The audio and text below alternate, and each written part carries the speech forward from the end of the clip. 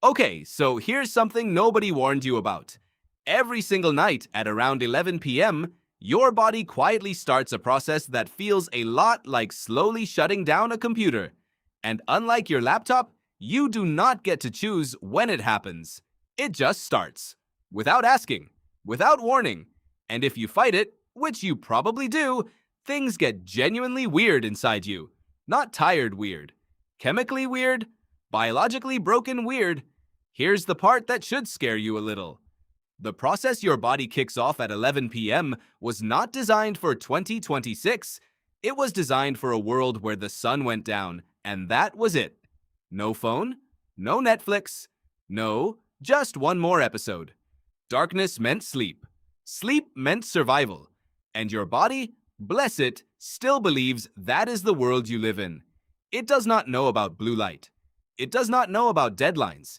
It absolutely does not know about doom scrolling at 1 a.m. It just knows you are breaking a deal that evolution spent 300,000 years writing. So what actually happens at 11 p.m.? Researcher Satchin Panda at the Salk Institute spent years mapping what he calls the body clock, and what he found is genuinely unsettling. Your body runs on a 24-hour biological cycle called the circadian rhythm, and it is not just one clock. It is hundreds of clocks running simultaneously in almost every organ you have.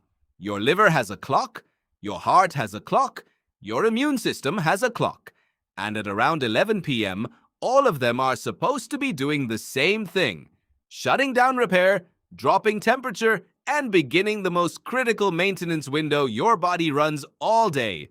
This is the part almost nobody talks about. Sleep is not rest.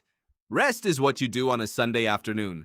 Sleep is when your brain physically shrinks slightly to allow cerebrospinal fluid to flush out toxic waste that built up during the day. Neuroscientist Maiken Nedergaard discovered this system, called the glymphatic system, and here is the detail that will haunt you. It only runs properly during deep sleep, which only happens during the first few hours after you fall asleep, which your body wants to start at 11 p.m. Every hour you push past that window, you are skipping the cleaning cycle. Imagine running a restaurant and never washing the dishes. That is what late nights are doing inside your skull.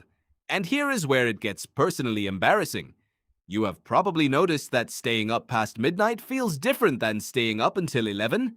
Like something shifts. Something gets a little stranger. That is not imagination. That is cortisol, your stress hormone, beginning its early morning rise around 1 a.m., colliding with a brain that is exhausted but chemically prevented from feeling calm. Your body is simultaneously trying to sleep and prepare for danger. No wonder everything feels slightly unhinged at 2 a.m.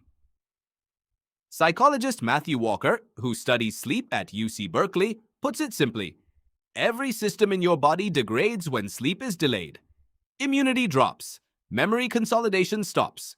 Emotional regulation collapses. The version of you that exists at 1 a.m. is measurably less intelligent, less emotionally stable, and less healthy than the version that went to bed at 11.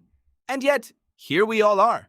Phones out, lights on, watching the clock hit midnight like it is an achievement.